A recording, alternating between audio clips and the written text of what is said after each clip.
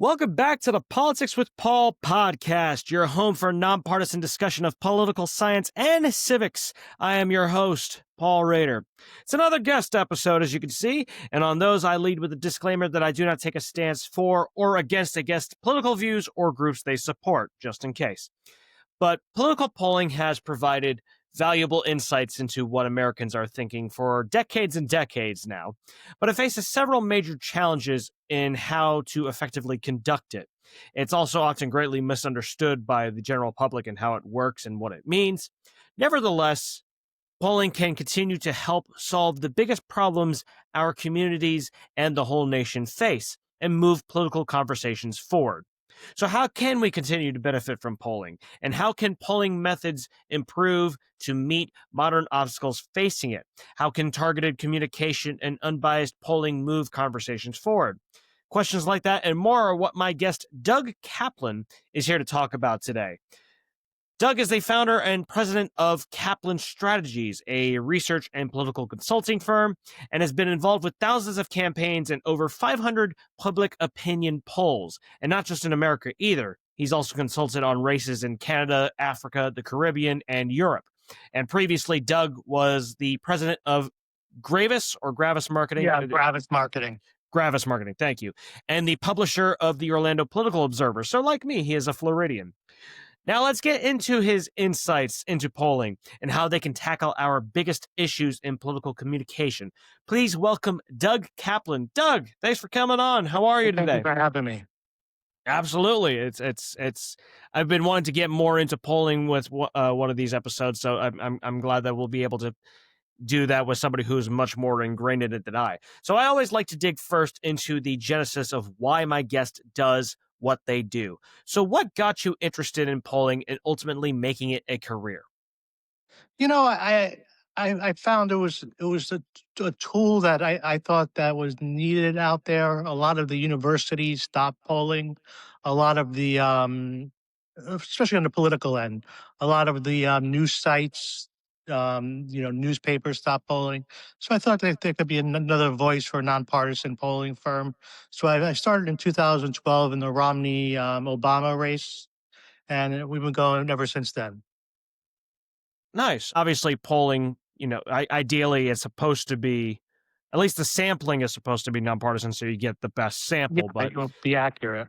yeah, it does seem like so many of these polling organizations are you're either left or you're right. There's not a whole lot of those, at least from what I've seen. It doesn't seem like there's as many of those nonpartisan ones. So I think that's really cool that you're doing that. So you've worked in digital marketing, polling, public relations, and more with a ton of nonprofits and advocacy groups and political campaigns. So what are one to two of the fundamental similarities in doing polling and communications work for each of those types of groups? You know, there's nothing like politics because of the time frame, and how people need it back so soon. They need it back yesterday. But the similarities are you're still looking at demographics, and you're still looking at what different groups of people are seeing. You're looking for you have the hard to find groups. Um, that are difficult to poll. So it's very similar in many ways. In some ways, it's not. Right. Yeah, I imagine because obviously you're not, unless you're somebody like Pew Research who's purely just trying to just understand their audience. Most of those groups are still just they're trying to win at something, right? They're not just doing polling just for its own sake. You're at least trying to win, whether it's if it's a race or if you're trying to get a bill passed and you're trying to show public opinion that way. You're still trying to accomplish something. I would assume then, right? Oh, exactly. Yeah. Yeah. So now, obviously, there's not everything is going to be the same exact way. So, what are one to two fundamentally unique aspects of polling and marketing for these nonprofits versus advocacy groups versus political campaigns? I just think nonprofits are looking more about issues. Ish like the YMCA, for instance. They might be looking at a neighborhood. Is a neighborhood good, neighborhood location. Where politicals, they're looking at candidates, they're looking at approval numbers, they're going deep. Then they're looking at issues they're looking at the crosstabs. So they fundamentally go deep. And then brands, they have shelf tests, eyeball tests, all type of things. I mean, you could do polling for Oreo cookies, and they might want 25 different metrics of how stuff comes off the shelves and stuff like that. Yeah. Is the I mean, obviously, it'll partly depend on what you're looking for, but is anything about how you sample your populations inherently different for nonprofits versus advocacy groups versus political campaigns? Not really. I think a big difference on political is sometimes you might have someone running for a small city mayor. So you get a small subgroup of people. So your margin of error is just higher because there might only be 15,000 total people in the city, so that's very, very hard to poll. Where, a lot of advocacy groups and nonprofits, they have the whole country or the whole state to poll.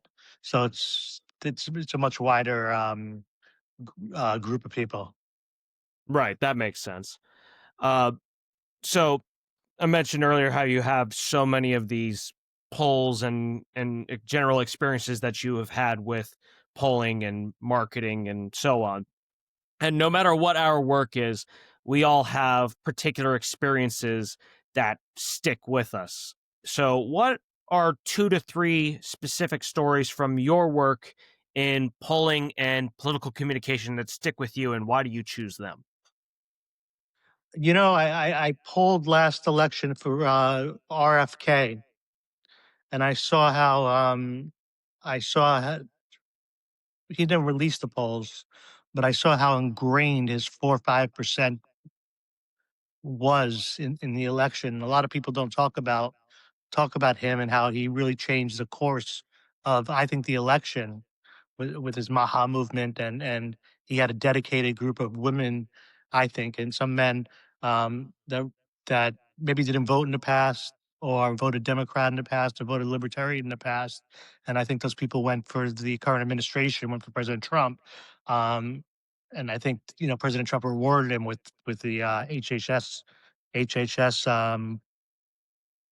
title because he had just had a really important 4 or 5% group of people. Gotcha. Is that was that particularly, or was RFK's campaign particularly different from other third party campaigns, like, for example, Gary Johnson? Yeah, I also worked with him years ago too, and Okay. his fight was to get on the ballot, to take the poll and sue, and he wanted to sue the major networks or whatever it was Right. to get on the ballot. So everyone has, like you said, people have different agendas when they poll. They might not be polling because to see if they're winning. They might be polling because they have a certain agenda, like Johnson did, where he wanted to sue. So it really does matter with the individual person. But most people do poll to see if they're winning or if they're ahead. You know. I've never really thought about it like that, where if you're if a campaign would do it purely out of a reason that's not just because whether they're winning or losing. So that's interesting. Is there another particular story that you can pull? Just one more that really sticks with you from polling, and why you would choose that one? Yeah, I could give you so many smaller elections, how polling has helped them on the issues, where you come in fundamentally, you have 70% undecided on a city election. No one knows who you are, but you're able to find these issues that 70% of the people support. And the campaigns then use those issues and they win. They follow the model, they follow the polling, and they win. So we just had one here in Orlando. So yeah, those types of things. It's very interesting. It's just really when it happens. Nice. Would you say you like the local elections more than doing like a statewide campaign, or or is it really just purely depends on the case? It depends on the case. I think a congressional are pretty good. Yeah. Get nice sample size and a lot of room there. Yeah. I've kind of wondered about, just how different those kinds of experiences would be. I feel like and what does a local level election feel like there's maybe a pollster wouldn't necessarily think about this, but does it feel like the stakes are a little bit you need to make sure that you absolutely I mean, obviously, you're trying to get your polls right no matter who you're working for, but do you feel like there's necessarily more pressure for a bigger campaign like a congressional race, or is it really just you've just done this for so long that you don't even really think about that? Boy, it depends on the client, you know. Yeah. It's always the story. The person who spends the most money with you takes up the least amount of your time, and the smaller the person, the more amount of your time they take up. So it varies on the person. Right, and I imagine there's, a lot of them some of them have more general understanding of how polls work in the first place, while others have a little Yeah, bit less. and then some people don't want to believe the results. Right, They think they're much more popular, or they think that growth is the number one issue in their area, when it's not. It's schools, or it's closing down a school or something of that nature. So right. I do wanna get a little bit more into that whole, uh candidates not wanting to believe results or anything in a little bit. But before we get to that, uh, and this because I just seen this article the other day, I still haven't gotten a chance to read it. But just like we've seen a steep proliferation in sports betting across the U.S., I think we've seen maybe not quite the same trajectory, but a similar rise in political betting markets, which is kind of mixed feelings about that. But there was an article in Politico that, like I said, I haven't gotten to read fully yet. But the basic idea was that these political betting markets pose stiff competition to pollsters. And the article cited the political director of, I think it's, can't remember if it's Kalshi or Kalshi, I think it's Kalshi, as saying that betting markets were better predictors than pollsters or even traditional journalism. Do you see these betting markets as a problem for pollsters? And what do you think of the rise of political betting markets in general? I think it's something that's been going on in the UK forever. Um, Oh, okay. and I think that I mean, they're using polls to figure out the information. Hmm. So I mean, it's something to be taken seriously, as far as it goes hand in hand. But I mean, they go by the polls, and it changes. I mean, it changes based on what's going on in the news and what's going on in it. The theory is, if people are putting money on something, it's more accurate. But I mean, you can see a change. You know, a guy could be a 70% favorite, and all of a sudden he falls apart on election night, and you can see that needle swing all the way the other way, and they're wrong. It's just like sports. It's Right, it's just like sports betting. If you're betting a money line, right.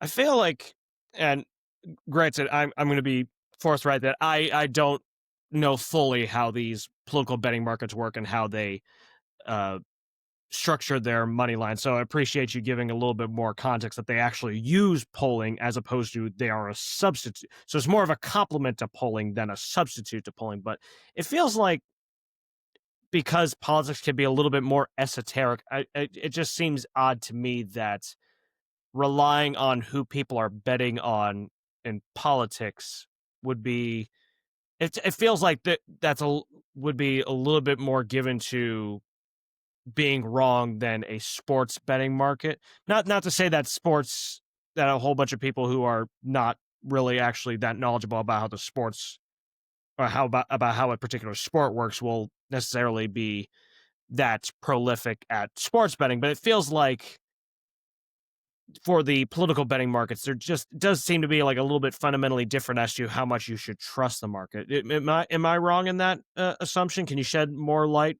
on that? there hasn't been any scandals yet, but it's ripe for grift.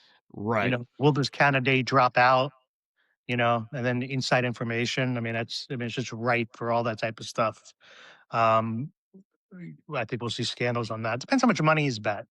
You know, right, I mean, I think there's serious money that's going to be bet on it, on these things, and I think that I think, like sports betting, insiders will do very well, and the regular person will lose. Right. Um, Yeah. Hopefully, we don't have quite like what's going on in the NBA right now with Terry Rozier or Jonte Porter, or even going back into the mid 2000s with Tim Donaghy. Hopefully, we don't have anything quite like that for political betting, especially because obviously the implications there. So I think that's definitely a good point to bring up about the grift and purposely manipulating things. And I think another issue for pollsters is kind of like with we were just talking about with the public misunderstanding of political betting markets. And I'm like I said, I'm not as familiar with political betting, but I think another issue for pollsters is the general public misunderstanding of how polling works. And it even gets to the point where people will occasionally call for banning polling, or politicians will trash polls as illegitimate, kind of like what we were just talking about a moment ago, when those polls don't make them look good. So, what do you think are 2 to 3 of the biggest public misconceptions about polling in your experience? I think people forget the margin of error, and the margin of error, 2, 3 points, means everything. I mean, if the poll's at 1% and there's a 3% margin of error, that race could be 4 points. It could be 2 points. It could be 1 point. So you got to remember the margin of error. I think there's been some polling errors, and I think that so there's a disbelief in some of them, but I think mostly the polls are pretty good when you do the averages. If you Right. look at the real clear politics average, or when 538 was doing the averages, they're pretty accurate. And I think I just think I also think people forget polling is in the current. It's not really the future. So, you could be polling something today, and the world can change tomorrow. And, same thing for the betting markets. It's not the future, it's now. You're betting on current. I mean, it's just like the stock market, right? Earnings can come out, and that stocks could move 10, 20 points. So it's the it's the same concept. You're not betting the future, you're betting now. Yeah, it's those short term fluctuations you see, especially like when you talk about polling after presidential debates, and people are like, "Oh, look how much the public sentiment has changed after so and so debated." And it's just like, yeah, but is that going to last for another week or two? Probably not. I feel like a lot of people also just generally don't understand. I just had it in my head. I missed it. One of the other things I think a lot of people kind of misunderstand about polling. I was going to ask you about if I think about it, I'll bring it up. But besides public misconceptions, what do you think are 2 to 3 of the biggest challenges that make it more difficult for polling to be more effective, efficient, or accurate? Is like for example, are those non-response rates? Do you particularly have issues with those, or is there anything else that really causes Yeah, a lot of issues? we released some polls. We just released one in Virginia. Um, and we pay for it. It's publicity stuff, that sort of thing. You get some clients, they see your polls, all that, and eh, so the costs just have gone up over the years because people don't answer their phones. That's that's one issue. I think another issue is some people say they don't believe polls, but they love polls. People do love polls. They live by them. They look at them and they live by them. They just, unfortunately, it's turned into a partisan thing where it's people have their favorite pollster. It shouldn't be like that. It's based on statistics and numbers and scientific. Yeah. What speaking of that, because I agree with that. Who are some pollsters that you think, besides you, of course, who are some other pollsters that you find to be generally pretty accurate? I'll tell you, it really depends on the election season. With so-called Republican pollsters, when Republicans do well, those people do very well. But Gallup, they have lots of money. Mhm. Lots of Yeah. money on the Pew. They do very well. So there's many of them. The newspapers, Washington Post polls with someone, or Fox News polls with someone. So those are pretty good because they're covered by the major networks. Yeah, no, yeah, definitely. I remember McLaughlin seeing McLaughlin's very good, which one? Sorry. McLaughlin is very good. Oh, McLaughlin, yeah, and I remember seeing not too long ago. I don't know if it's updated or not, but every so often, actually, I think it used to be on 538 back when 538 was still doing their thing Yeah. of like the rankings of A, B, C, D, F on all the various pollsters. I can't remember off the top of my head particular ones, but yeah, like I know you sometimes see like talk about the partisan aspect of things. Is are polls from Fox News or New York Times, how trustworthy are those? From my experience, it seems like the polling itself seems to be pretty sound for those two in particular, even though Fox News has a right lean and New York Times has a left lean in terms of their actual coverage.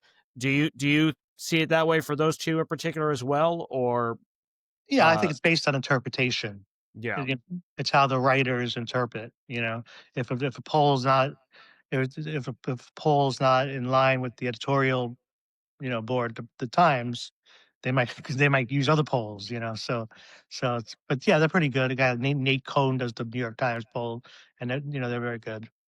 Yeah. Oh yeah, I think that's what I was going to bring up was just I think you know, in general, I try not to just say, "Hey, it's the general public that needs to improve how they understand things." We also need to teach these things better, and I think a lot of outlets don't really teach about how to actually read polls correctly. Now, that's partly also because they're trying to get clicks and views, and going into the nitty gritty of polls, a whole lot of people aren't necessarily going to care about that. But I still think there could be a lot better education on that front. Uh, but more on your polling work that you've done specifically. So, based on your polling work in, I'm going to talk about American politics or your American polls first. So, based on your polling in American politics, what are 2 to 3 insights that you can share in how to engage diverse communities in civil political dialogue? Well, uh, I think the country's at a very partisan point, so I think it's hard, but I think that there's many issues. There's issues that I think you can move to the center on if people wanted to do that. And I think if you go back to the '90s with Bill Clinton or Clintonian and Gingrich, you know, they it's not that they finally agreed on the stuff, but they cut deals. You don't see that anymore, where a lot of these things where a lot of the deals are cut. But I think there's lots of stuff people can agree on, like on health insurance. People don't want to be taxed to death. They don't want to pay a fortune for health insurance. They want housing costs to be, not through the roof. So stuff like that. It's how you get there. Right. Yeah, and that's what I try to emphasize too, or a lot of us in this civic space try to emphasize is, a lot of the things we all want are the same thing. It's just there's a little bit of a difference of how we think we should get there. I'll be a little bit nerdy here. I'll quote the Fallout TV show with one of the main characters talking about everybody wants to save the world. They just disagree on how. And I think we need to make that more apparent for a lot of people, especially even in this polling space. Uh, but I also mentioned at the beginning of the episode that you've also done polling and consulting outside the country, which I thought was really interesting. I remember back in my my grad school program, got a couple of guests that we had that came in to talk to our classes had talked a little bit about polling outside the country, but I don't have a whole lot of experience in that front. So, from you, what are 2 to 3 insights from that work outside of the country that we can apply to America in terms of engaging communities in civil political dialogue and actually moving these important conversations forward? Well, the world's a very different place. Africa, it's young people vote. They might vote 60% of the population. So it's a different, Oh, interesting. what I'll tell you is that in Europe on polling, what I see is Trumpism hasn't happened there, but by the end of the decade, I think you could have far right governments in England and UK and France and Germany. I think it's very possible that that could happen, and I think it's because of immigration. Yeah, you see that in the polling. Gotcha. That's fascinating that you said that in Africa, that young people actually vote a lot more. It's a I don't lot know if they I different don't know than if they here. vote will vote more, but it's just the majority of the population is young. You know, Oh, okay. the average age here is 45. The average age there might be 18, so it's just a lot more young people. Oh, interesting. I guess a lot of that has to do with different uh, Birth rates. birth rates and yeah, and life expectancies. Yeah. That's interesting. I'll have to look into that some more. I never really thought about that because I mean that is something obviously love to fix over here too. I mean, I generally think more people should vote anyways, Yeah. but in particular this young generation and don't want them to just take it until they're older and then they're all of a sudden like, oh, you know what, I should actually get more invested. So, but that's really fascinating. I mentioned Canada also? Is Canada more or less similar to the U.S. in terms of how they view some of the most pressing political issues, how they see civil dialogue since they are our neighbors? Is there Yeah. I particular I think similarities? that they're like a cousin, you know? Yeah, But I think, part of it wants to be part of Europe, they're very European centric, and part of it wants to be, its own deal and here. So I think Canada's very common here in many ways. I visited there many times, so I think it's very, very similar. And obviously some differences, but for the most part, it's different type of government. It's parliamentary, but yeah. Well, an alum of my grad school program who also came back and did some adjunct teaching for some of our classes. She's from Canada as well. I forget exactly where she's from. I don't think it's Ontario. I think it might McGill maybe University, maybe. yeah. I want to say well maybe she spent a bunch of time in polling in Alberta. I can't remember, but she is also Canadian. So we got some some discussion from her about how different Canada and US are. A lot of it I've forgotten since then, but I just thought it was just really Well, no, yeah, I mean, interesting. listen, they have a health insurance plan that everyone has health insurance. Here we don't. So it's different. The taxes are much higher there. Innovation's a little bit less there. It's a different place for sure. Right. It's So there's much more like California, oh, okay. than say, the rest of America. Okay, interesting. Yeah.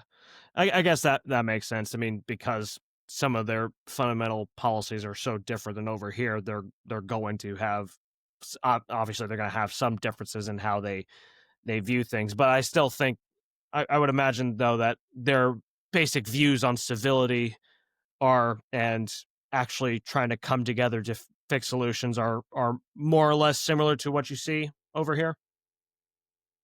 Yeah, I think they've had a tough time under Trump. Um, they haven't figured out how to deal with him yet. There's a tariff just put on them the other day. Right.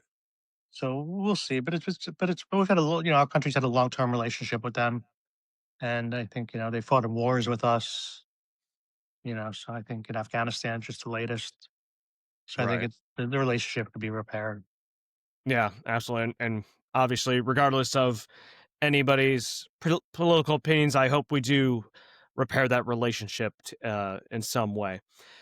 And we're coming up towards the end here. So before that, are there any final thoughts that you would like to share about polling, political communication, engaging a civic political dialogue based on what you've seen from market research, anything of that sort?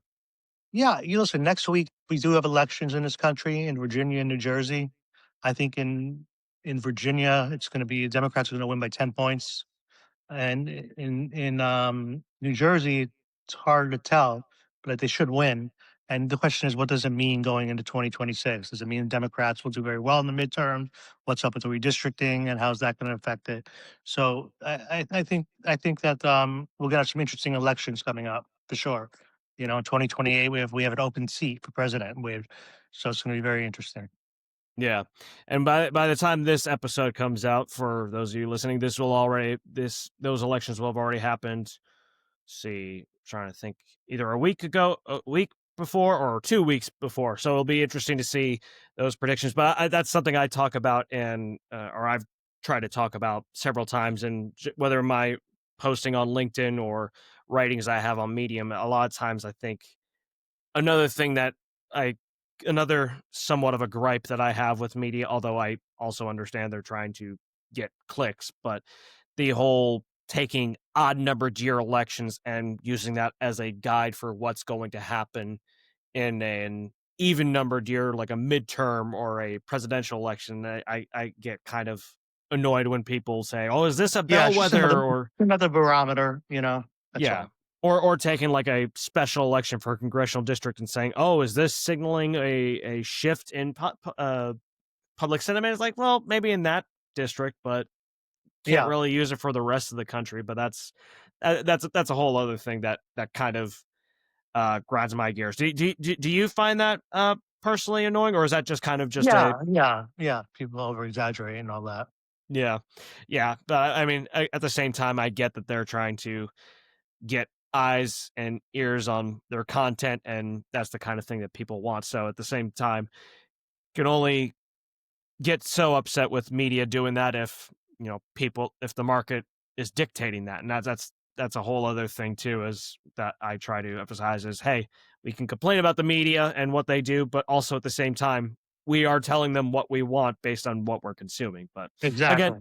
but again, that's a whole other can of worms. So anyways, that is all for the polling and political Thank you. marketing and stuff. Yeah, no, absolutely. But before we go, I like to always pose at the end of guest episodes. I like to pose a random question of the day, just a fun, non-political thing to get into, just to show another side of the guest, and just because variety is the spice of life. Anyways, I have a bunch of different interests. So for you, today's random question of the day is: who is one of the most influential people in your life, and why do you pick them specifically?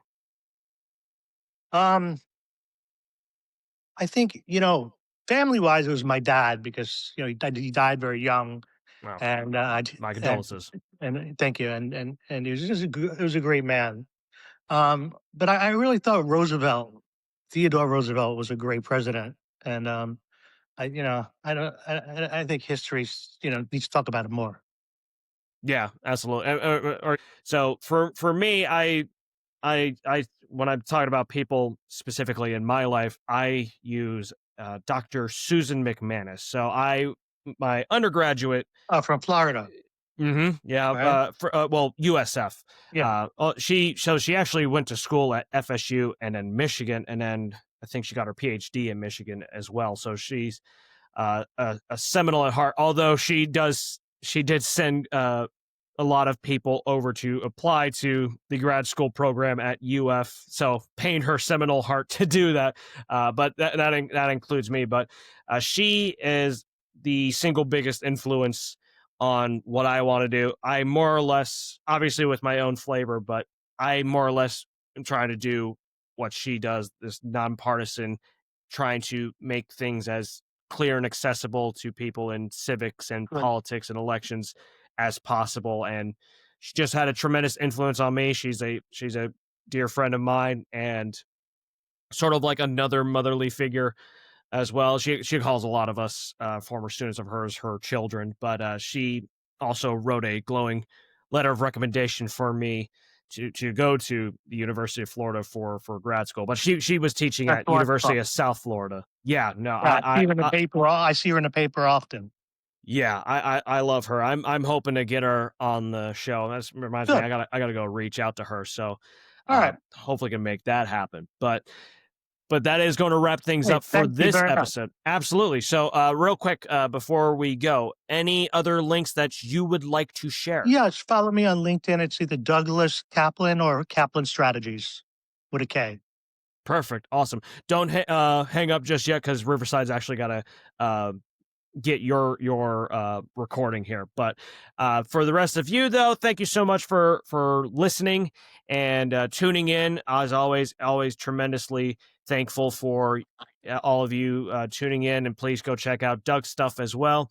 My links, my Facebook, Paul Rader, author and speaker, my LinkedIn, medium.com profile where I write on from time to time, my email, paulraderwrites@gmail.com, my book that I wrote on Amazon about political independence, my 5-day educational email course about how we can all more effectively mitigate polarization. And that's going to wrap things up for today. So thank you so much for listening. And until next time, take care.